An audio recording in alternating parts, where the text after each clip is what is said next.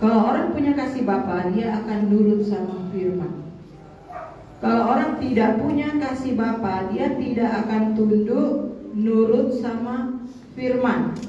Yang ada adalah mengasihi diri sendiri, bukan mengasihi Tuhan, bukan taat kepada firman, bukan melakukan firman, tetapi melakukan apa yang dia suka, apa yang dia mau.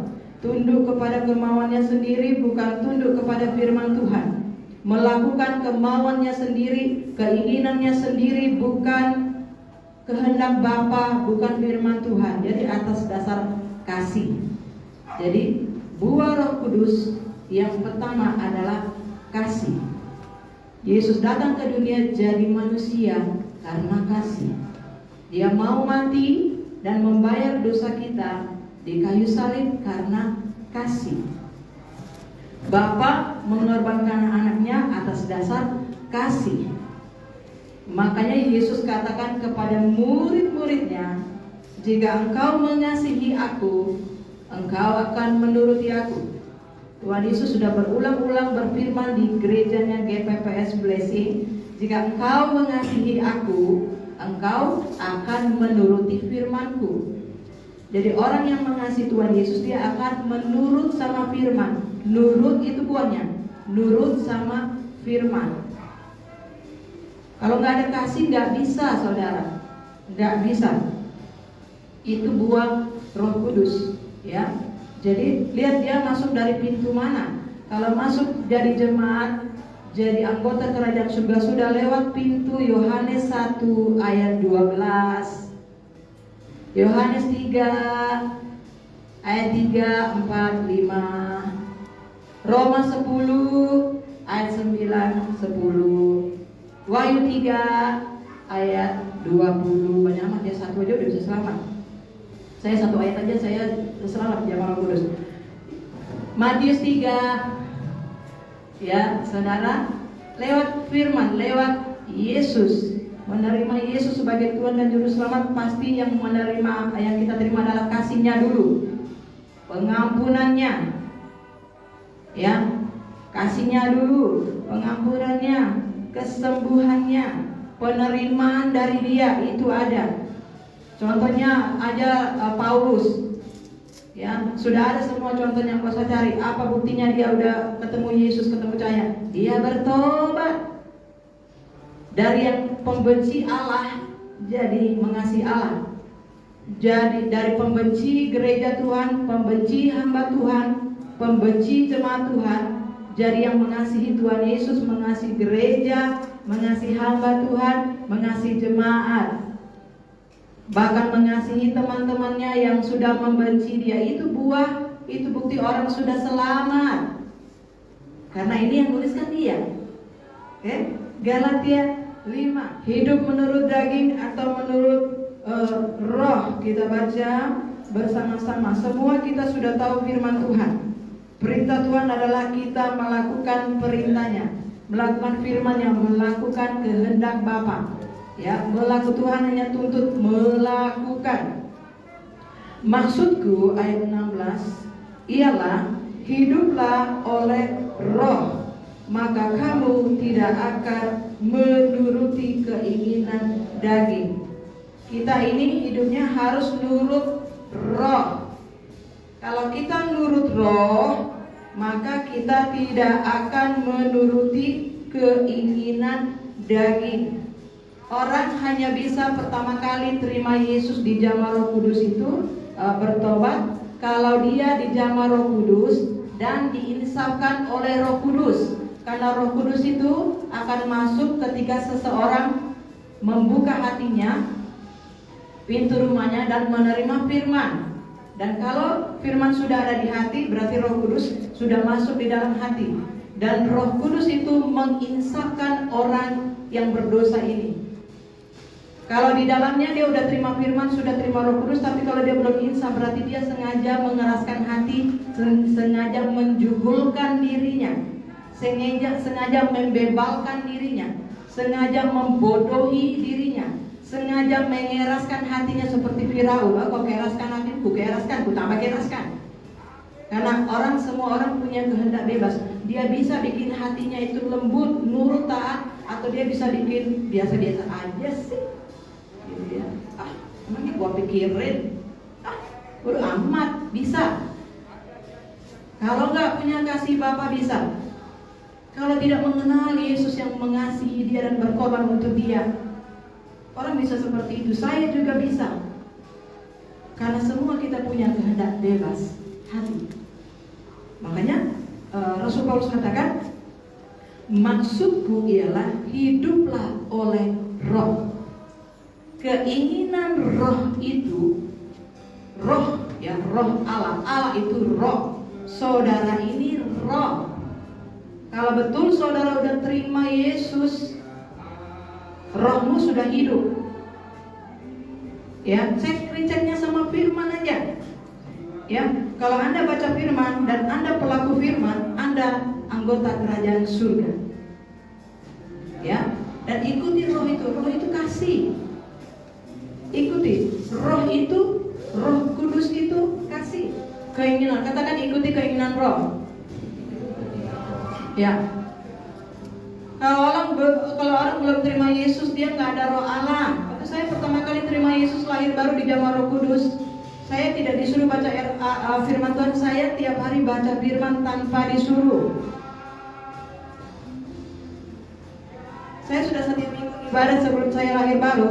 Setelah saya lahir baru, waktu saya ibadah, saya senang banget. Karena saya akan ketemu Bapa, ketemu hadirat Tuhan. Saya tidak disuruh pendeta atau suami atau siapapun untuk pergi ikut doa, memuji dan menyembah Tuhan. Tidak ada yang suruh. Saya sendiri senang, bahkan mencari pujian penyembahan doa itu, baik di gereja maupun sendiri di rumah. Itu yang saya alami setelah saya menerima Tuhan Yesus. Setelah Roh Kudus sudah menjamah ada di dalam. Benar, buahnya adalah kasih. Keinginan roh itu hanya itu. Memuji, menyembah Tuhan, beribadah, mengasihi, duduk di bawah kaki Tuhan. Sebelumnya saya tidak ada persekutuan pribadi, tidak mengenal Tuhan secara pribadi, hanya senang ke gereja, sangat senang gereja, nyanyi, memuji, menyembah Tuhan, cipika-cipiku, ngobrol, ngolor, ngidul, salam kiri kanan, ketawa ketiwi sini, ya, baru makan-makan, bercanda, ya. Senang dan happy. Tetapi setelah dia ada di dalam, ya, senang aja, ya. Benar-benar dia hidup di dalam diri kita. Benar-benar dia pribadi yang penuh kasih, intim. Itu bukti kalau orang udah terima Yesus, bertobat, dan di dalamnya ada Roh Kudus, tapi masih ada tabiat lama. Tetapi yang saya tahu, saya nggak senang apa-apa selain memuji dan menyembah Tuhan, baca firman, dan senang worship. Itu sebelum saya sekolah Alkitab, sebelum saya masuk STT, sekolah teologi, ya, pengalaman pribadi. Jadi kalau tidak ada Roh Kudus, dia nggak bisa, ya. Ayat yang ke-17 23, sebab keinginan daging berlawanan dengan keinginan roh, dan keinginan roh berlawanan dengan keinginan daging.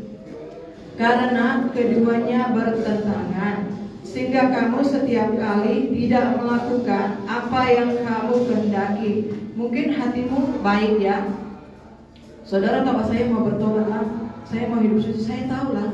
Kalau saya tidak taat ini pasti saya akan dibakar ke neraka. Pasti hatimu ngomong gitu. Kan hati saya juga ngomong begitu. Ya, ya benar firman Tuhan, ya. Tapi nanti dia lupa lagi tuh. Sampai di rumah dia lupa. Ya. Jadi kalau nggak dibaca lagi, diingat lagi, direnungkan, dilupakan sama si daging itu. Ya. Biasa-biasa aja. Udah selamat kok. Udah selamatnya kok. Oh iya ya, biasa-biasa aja lah. Happy aja ya. Itu daging itu kalau nggak pakai saudara, ya. Ya. Saya tahu dan saudara juga tahu, ya. Pura-pura gak ngerti gitu loh, ya. Akan tetapi, ya, ayat 18:23, akan tetapi jikalau kamu memberi dirimu dipimpin oleh roh, maka kamu tidak hidup di bawah hukum Taurat. Jadi kita menyerahkan diri kita untuk dipimpin oleh Roh. Saudara kan sebagai anak yang taat, disuruh bapaknya apa saja mau, ya salah kok, iya pak, ini kan anak, ya. Ini dia, sudah dikasih dua kata kunci ya, turuti keinginan Roh dan berilah dirimu dipimpin oleh Roh, ya. Ayat yang ke-19 kita baca 23. Perbuatan daging telah nyata, yaitu percabulan, satu percabulannya, percabulan rohani, percabulan jasmani. Udah nyembah Yesus masih nyembah yang lain, sehingga bercabul secara rohani. Lihat ke belakang, ya mereka menyembah Yesus atau menyembah apa? Ya, kalau mereka tidak menyembah Yesus, bereskan sendiri. Saudara udah tahu ya, kalau tidak nanti dia nyangkut. Ya sampai keturunan ke-10 beb, ya percabulan. Kemudian keinginan daging ya, baru kecemaran. Bisa cemar secara rohani, bisa cemar secara jasmani. Ya bisa cemar dalam hal keuangan, dalam hal pikiran, dalam rumah tangga, dalam persekutuan bisa cemar, ya. Disuruh jangan bergaul dengan orang yang setia ibadah, tetapi melakukan 2 Timotius 3 ayat 1, 2, 3, 4, 5. Kita nggak dengar, kita cemar, ya harus bergaul dengan orang benar. Kalau tidak ada orang benar, engkau harus jadi terang, ya. Kalau tidak cemar, ya ini kecemaran, ini daging ya saudara. Terus hawa nafsu, ini daging. Ayat yang ke-20, penyembahan berhala. Ya. Seseorang itu dia siapa yang disembah? Yesusnya atau dirinya? Tuhan Yesusnya yang sudah mati berkorban menyelamatkan dia dan memberi perintah kepada dia untuk mengasihi dia dan melakukan firman-Nya. Siapa yang disembah tergantung. Kalau benar Yesus yang disembah, maka Yesuslah yang ditaati, dihormati, dikasihi, dicintai. Karena seseorang itu dia bisa menyembah dirinya sendiri, mengutamakan hal-hal yang lain selain daripada Yesus yang sudah mati, bayar dosanya dan berkorban. Ketika kita selamat, kita ini sudah dibeli oleh darah Yesus, sudah ditebus. Waktu kita ada di neraka alam maut, sudah dikeluarkan, dipindahkan ke kerajaan terang. Artinya Anda sudah terjual. Bukan milik Anda, bukan milik dunia, milik Yesus. Seharusnya menjadi hamba Yesus Kristus. Tunduk taat kepada Yesus Kristus, tunduk taat kepada firman Tuhan.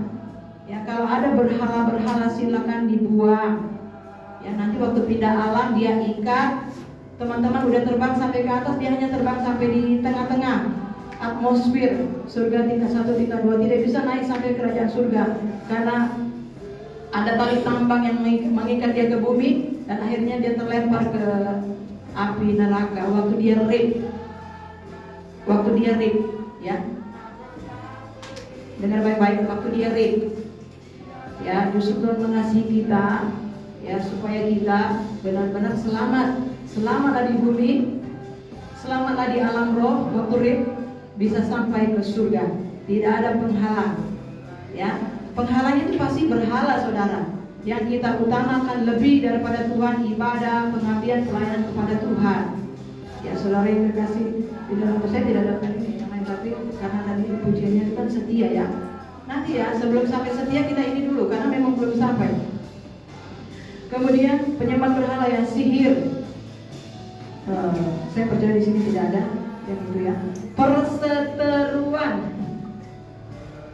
Ya. Tidak boleh berselisih, berseteru, harus semuanya dibereskan dari hati kita. Tidak boleh, ya. Mari kita bereskan. Saya percaya saudara sudah bereskan. Perseteruan ini seringkali suami istri, keluarga, anak-anaknya. Baru perselisihan. Ini pasti ya, ipar, mertua, menantu, abang, adik, kakak, tetangga dalam, tetangga luar. Ya.